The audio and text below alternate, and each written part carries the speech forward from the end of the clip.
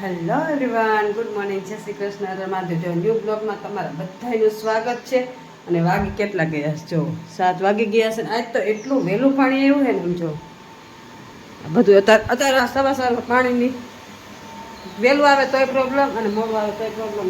જો મસ્ત આપણે ટાંકો ભરાઈ જાય ને પછી આપણે ઉપર ચડાવવાનું છે. જો અહીંયા નળી ભરાવી તો ડાયરેક્ટ ઉપર ચડી જાય.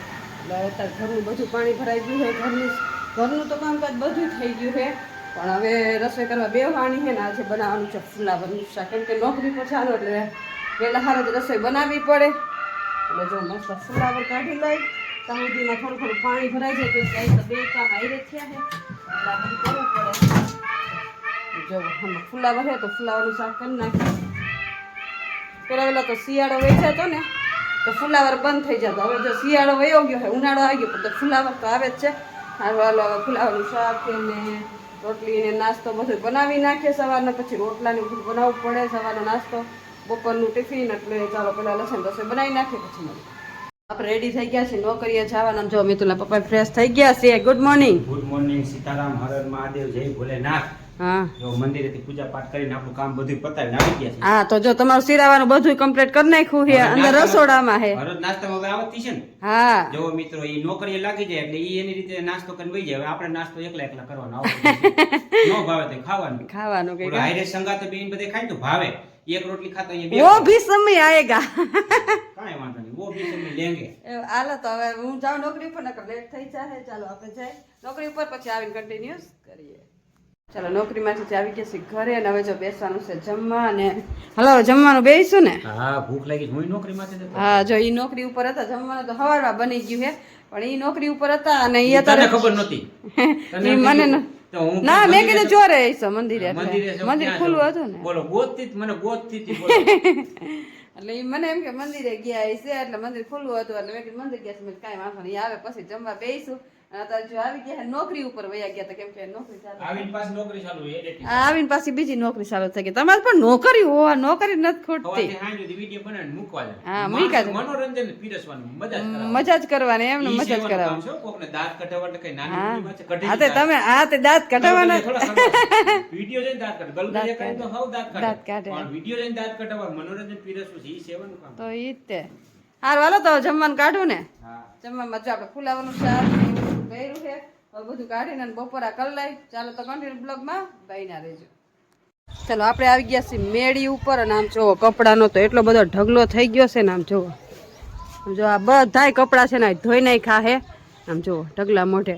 આ પ્રસંગમાં જાય ને હે લાવ, આ પ્રસંગમાં જાય એટલે કામગીરી વધી જાય કે નહીં? વધી જ જાય ને. અને એમ નહીં, પ્રસંગમાં તમે ગયા હોય તો 3 દિવસનો પ્રસંગ હોય તો તમે મિનિમમ 3 જોડી કપડા લઈ જવાના હોય ને. 3 તારા હોય, 3 મારા હોય, છોકરાઓના હોય તો આ કેટલા 10-12 જોડી થયા પછી ધોવામાં જોઈ તો કામ તો વધે. એમ નહીં, પ્રસંગ તો એક જ દિન હોય પણ એમાં ના નહીં. અને પછી જો ગયા હોય તૈયાર કપડાં કાઢીને ગયા હોય, પાછા આવી તૈયાર બદલાવી, પાછા બીજા દિન બધા ભેગા થઈને અને કપડાનો એટલો પ્રસંગ એક દિન હોય પણ કામ બહુ જાજુ થઈ જાય. એક દિન હોય પણ કપડા 3 જોડી થાય. કપડા 3 જોડી થાય. હા, અને આમ જો કપડા એટલા બધા ધોઈ નાખ્યા ને કે વાત જ પૂછોમાં. હાલો કપડાને એવું બધું નીચે લઈને જાય અને કામગીરી બહુ વધી જાય કે કા ગામતરું એક દિન હોય. અને આમ જો એટલા બધા ધોયા ને બધા ભેગા કરી લઈ, કેમ કે હાંજ પડી ગઈ 5:30 જેવું થઈ ગયું છે. તો ચાલો બધાય કપડા લઈ લઈએ આપણે અને ભેગા કરી લઈ. અને તમારે રીલનું કામકાજ કેટલાક પૂગ્યું છે? બસ હવે તો આજની તો બધી મુકાઈ ગઈ. હવે આ ઉતારે છે બધી એડિટિંગ કરું બેઠા બેઠા. 1-2 દી થાય. હા, તો એડિટિંગ કરી લ્યો હાલો. અને રીલું અમે રીલું ઉતારતા હતા ત્યાં સુધી ઉપર જ હતા. અને હવે કીધું નીચે જાય, સંધ્યા ટાળું થઈ ગયું છે ને. છોકરાઓ ટ્યુશન કરીને છૂટી ગયા છે. જો આ છોકરાઓ છૂટી ગયા છે ટ્યુશને જાહેર. અહીંયા જો કંઈક વેચવા આવ્યું છે એરમને એવું બધું, કપડાને એવું બધું વેચવા આવ્યું છે. છોકરા જો સ્કૂલેથી છૂટા છે. અને આ અત્યારનો માહોલ છે ને કંઈક જુદો. જો અત્યારે ઉપર કેમ મજા આવે કે?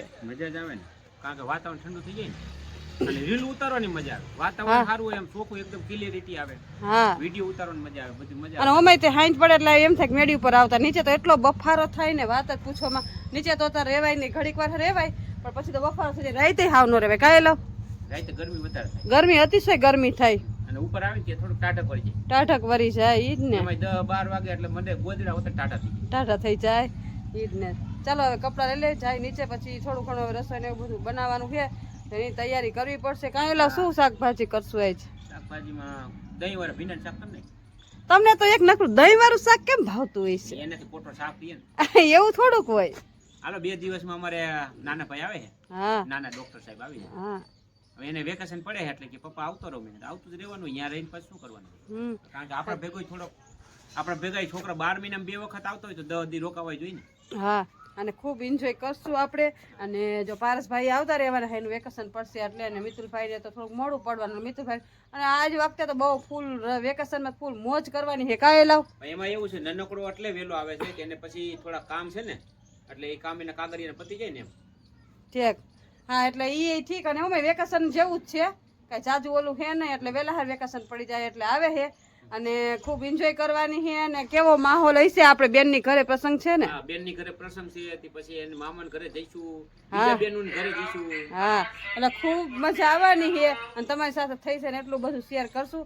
અને જો આ જે અત્યારે આટલા કપડા છે ને, પછી તો આ દોર્યું તો ઓછી પડશે. કાંઈ અહીં કરે તમને ખબર નહીં પડે ધાબો છે. નકર તારે કોઈ કપડા જ હુકાતા, એટલે તો કપડા લઈને આવશે બે ભાઈ. થેલા મોટા મોટા હા મોટા મોટા ઠેલા ભરીને આવશે. સારું હાલો હવે વાતું ખૂટશે નહીં ને, થોડુંક નીચે જઈને કામકાજ કરે પછી મળીએ.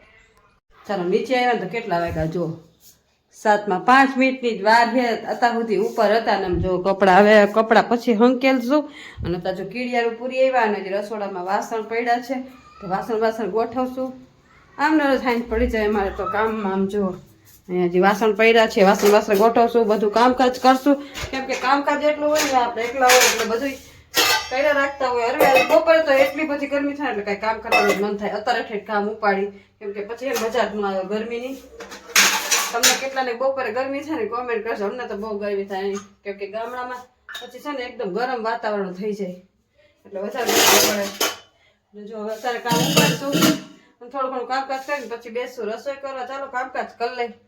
ચાલો આપણે બેસી ગયા છીએ રસોઈ કરવા. રસોઈમાં જો આપણે દહીંવાળા ભીંડાનું શાક કરવું છે તો જો અહીંયા ભીંડો લઈ લીધો છે. અને આમાં જો આ દહીં છે ને, એ દહીં નાખીને મસ્ત શાક બનાવવું છે. અને હવે ખીચડી તો થઈ ગઈ છે, દહીંનું શાક. અને તમારા પૂજા પાઠ થઈ ગયા? હા વેલું પણ બધી પતી ગયું. ભક્તો બધા વયા જાય સત્સંગ કરવા આવ્યા એટલે આપણે નવરા કઈ કા ઈ બેઠા હોય ત્યાં બેવું પડે. હા મંદિરે બેહવું પડે ને. જો ઈ હજી મંદિરની આરતી બારતી થઈ ગઈ ને, બધી બેઠા હતા. એ બધા સેવકો, શું કહેવાય, ભક્તો કહેવાય ને. હા સેવકો બધા વયા ગયા. અને આપણે જો રસોઈ ખીચડી બનાવી નાખી, કેમ કે ગરમા ગરમ દૂધ થોડુંક મોડું આવે એટલે હું થોડીક મોડી રસોઈ કરવા બેવું. કાંઈ લાવ હે હા પોસું થઈ જાય, મજા ન આવે. ભાખરી છે ને ગરમા ગરમ જ ખાવાની મજા આવે. એટલે કીધું થોડુંક મોડું રાંધીએ એટલે દૂધ આવી જાય, રંધાઈ જાય, બધું આયરે થઈ જાય. તો ચાલો હવે આ બ્લોગનો અહીંયા જ કરશું. તો તમને આજનો મારો બ્લોગ કેવો લાગ્યો, લાઈક શેર અને સબસ્ક્રાઈબ કરજો. મળશું કાંઈ નવા બ્લોગ સાથે. ત્યાં સુધી મહાદેવ.